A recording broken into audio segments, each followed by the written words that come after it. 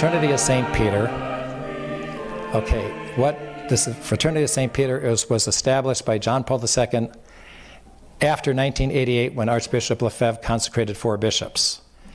It was an alternative to try to keep people from going to Society of St. Pius X and becoming traditional Latin Mass by establishing what they call the Latin Mass. Problem, okay? When we talked about the Novus Ordo, came out promulgated in 1969. 1968, Paul VI, before he changed the Mass, he changed the consecration form for bishops. He made the form ambiguous. And as Pope Leo XIII, in his Apostolic Constitution, Apostolic Curae, when he declared the Anglican orders, from the Church of Henry VIII, the Anglican orders were invalid on those very same principles, and also the other principles, sacramental theology. These modern bishops are not bishops. So if they're not bishops, they can't make priest.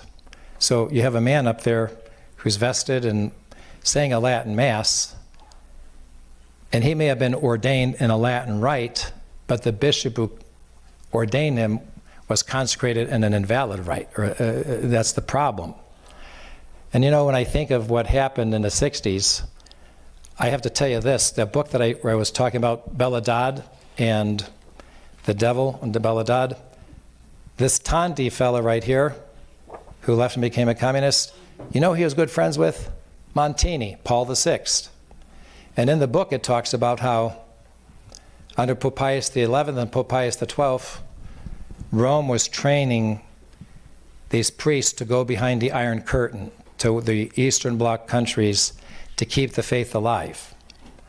To the great astonishment, Pope Pius XII was informed that those men, those priests, were captured, arrested, and some of them killed. Somebody had inside information exactly who they were and what was going on. So if you gotta connect the dots, but you got this Tanti guy who's a communist, and then Montini's his good friend, and you can see you can see something's not right there. So Fraternity of St. Peter, they're not valid masses there because those priests are not truly ordained. Now, I'd have to say this: if you were in danger of death, you're dying and needed absolution, you could go to anyone who's validly ordained. It could be an Orthodox priest, give you absolution if he could do it the right way, the right form. It could be an older priest, can give you absolution. In danger of death, the church supplies for those, the jurisdiction and the faculties for that, but he has to be validly ordained. Are there older priests out there? Yes, there are older priests out there, and it would be good to know who they are and where they can be approached in danger of death.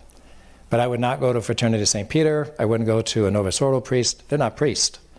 And what do you do if you can't get to a priest? You make a perfect act of contrition with the desire of wanting to go to confession. And if you live, you'll make that confession to a validly ordained priest.